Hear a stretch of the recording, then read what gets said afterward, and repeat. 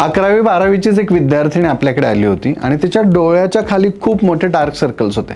म्हणजे पूर्वी या पद्धतीचे पेशंट्स आम्हाला उतार वयामध्ये किंवा 40-45 नंतर बघायला मिळत होते. आता लहान लहान मुलांमध्ये बघायला मिळतात. कारण काय माहिती आहे का? रात्रीचं जागरण.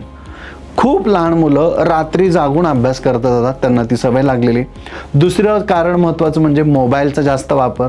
सतत असं डोळ्यासमोर मोबाईल घेऊन काम करत असतात. त्याच्या रेजमुळे सुद्धा आपल्या डोळ्यांवरती ताण येतो आणि डोळ्याखाली काळी वर्तुळं तयार व्हायला सुरुवात होतात. आणि तिसरं महत्त्वाचं कारण म्हणजे बिघडलेलं पोट. याच्याकडे सगळ्यात जास्त दुर्लक्ष असतं लोकांचं. पोट बिघडलं, कृमी तयार झाले की डोळ्यांच्या खाली काळी वर्तुळं यायला लागली म्हणून समजायचं. आणि चौथं आणि खूप महत्त्वाचं, चिंता. जो जास्त स्ट्रेस घेणार त्याच्या डोळ्याखाली काळी वर्तुळं तयार होणार.